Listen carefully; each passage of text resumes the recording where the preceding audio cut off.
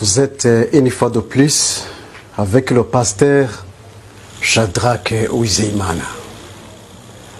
À son Excellence, Monsieur le Président de la République démocratique du Congo, Félix Antoine Tshisekedi Tshilombo, nous le peuple rwandais, qui luttons pour la paix des pays des Grands Lacs, nous voudrions vous dire que votre parole, pleine de sagesse et fraternité, a été reçue avec approbation par le peuple rwandais.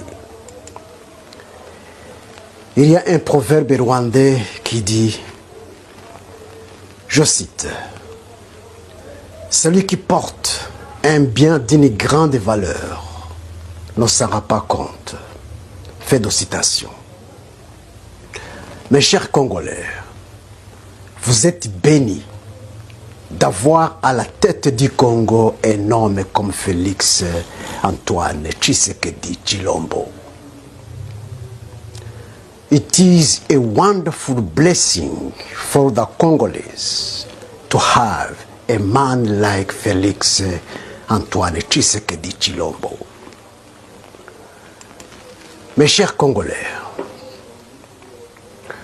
vous et nous sommes des frères et sœurs. Votre souffrance est notre souffrance. Et d'ailleurs, c'est votre ennemi qui est aussi notre ennemi. Mes chers Congolais, pour sortir victorieux de cette agression sale et barbare qui vous a été imposée par Paul Kagame, Dieu, le Créateur des cieux et la terre, qui est avec vous, vous soutiendra si vous respectez les 4 conseils suivants. 1.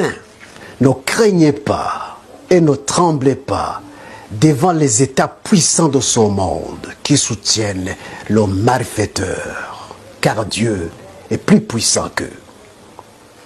2. Levez-vous comme un seul homme pour vous débarrasser de votre ennemi. 3. Ne négociez pas avec le diable. 4. Allez au front avec tout votre cœur et toute votre force, car votre cause est juste. Dieu vous dévancera et combattra pour la souveraineté de votre pays. Quant à mon pays, le Rwanda, la démocratie n'existait pas.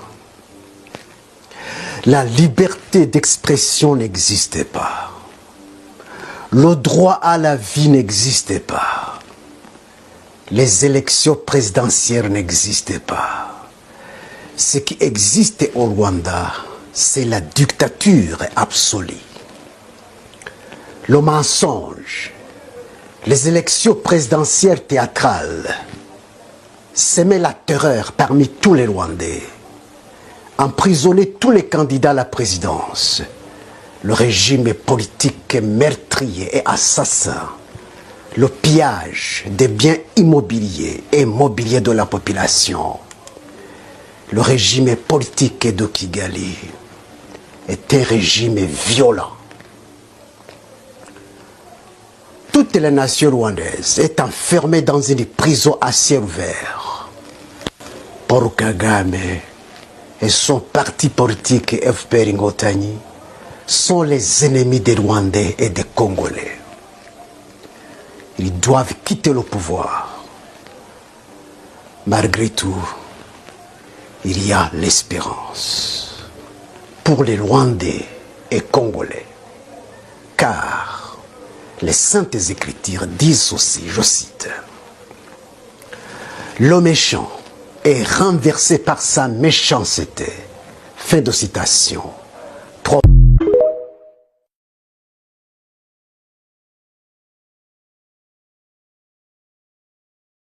Hier, on a dit le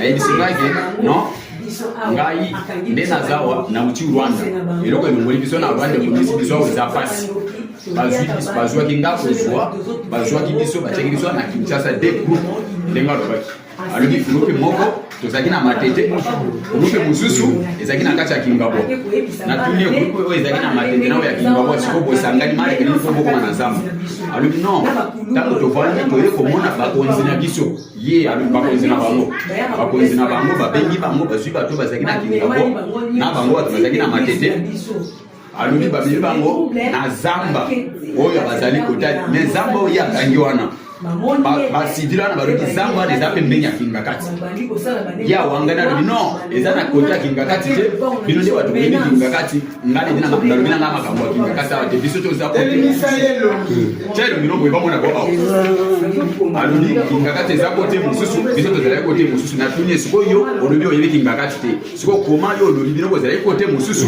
Kingakati kote mosusu na yoko na lobele oke lobabie soko lobie ngana zo tika yo na banda ko bopona flatter na lobele soko lobie na zo tika yo alobi non lokolo lobie zo tika nga yebi sabato na bino babeta ngate na lobele nde soko ngani to banisoko kusula na soyi alobele nga soko verite alobi biso ndenge zawa ba mindele bazwa biso bapese biso idéologie ensemble après bamindele wana to bazili so pesi biso idéologie bazwa ki ba jeune garçon ya bino ya Kinshasa ko benga ba kuluna batindaki ba mondambu na zamba wana basangisaki ba mona biso alors ndambu to idéologie to silisi nde to bini balobi to kende côté stade des martyrs o eza pembeni ya palais du peuple balobi ba ko bomba biso quelque part na lupango moko côté stade des martyrs wana après potoza na pembeni ya palais du peuple bakozwa groupe na biso mususu wetikali na zamba bakocha yango kote ya maya njili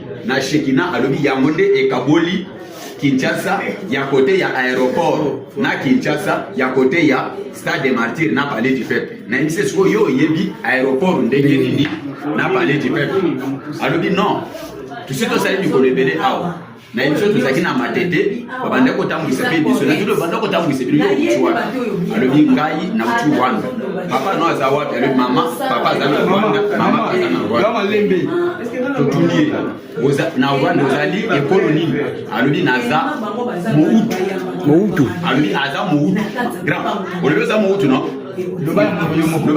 loba za muutu no ok po eza la tike bazo ko sela yi po azoyo ka lingala azoyo ka soyi alobi naza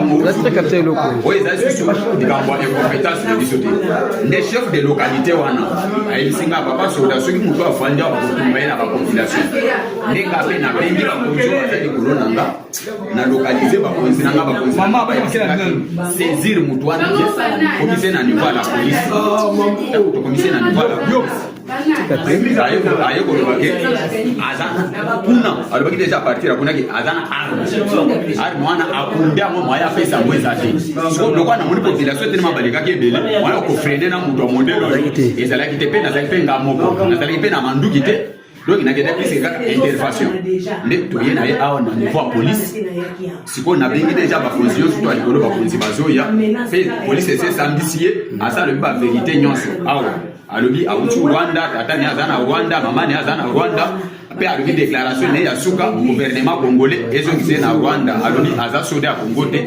aza militaire rwandais mbote tomoni yo awa na la police na biso ya Kimbantieki mais balobi yo za Rwandais oza Rwandais oza Rwandais Rwandais ya wapi na Rwanda mboka nini ovandi kuna na Rwanda ovena mboka nini district nini province ni bovena Rwanda province moko province nini province ya Kigali Kigali. Ok, so on s'est retrouvé à Congo, na ville pe ya Kinshasa. Congo mais na capitale ya Kinshasa. On s'est retrouvé ndenge nini pe boye combien de personnes. So ko lobi vérité yo to tika yo kende na yo. OK? donc nous on ndina temika awa so le bika vérité na tiki na ndo le bika kuna vérité hein boaki combien de personnes oui boaki peut-être à peu près combien 5 6 7 personnes boaki combien bino ba Rwanda boaki combien baza kune bili wapi bazaki bayaki awe bay awe beli alors siko boaki na manduki bone manduki so non azon di madeli bit na bino o boelaki bit objectif raison tout na même na Swahili bit to raison na Swahili o baeli ayo zanini hapa Kinshasa natafuta kitu gani? Hapa Kinshasa natafuta kitu gani hapa? Unafanya nini hapa? Ndasema hivi wewe atoa njukule fasa Rwanda. Mnafika hapa Kinshasa. Jua nini? Sema ka. Ndeko. Bicho boyaki awa. Boyako sala nini? Business neza nini? Hein? Koiba. Le boyaki po boyiba biso ba Congolais. So batina bino pana gouvernement na bino Rwanda ndetindi bino awa po boyiba biso to te nazaki na rapide. Nazaki fete. Zalaki? Ndeko. Ngamna obimisi ngamna otika yo. Moni na yebu na la chef. Monita. Moni so sali ba jena okanga yo. Ngamutu na ye. Pona sunga yo. So binanga ka vérité na tiki so na landisi ko batu oyo. Obaki na bango ça va? Hein? Manduki za place ni. Minduki pe kitotika kiwa. Botika kiwa. Ndaki. Kaka. Na zamba ni. Na zamba ya. Kote ya?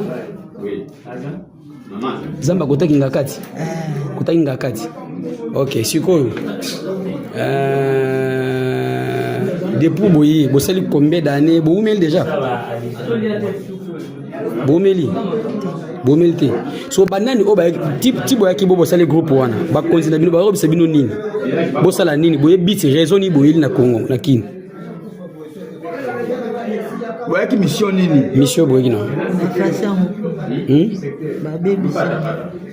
Babebisa. Bobebisa Congo. Wala mission boyaki.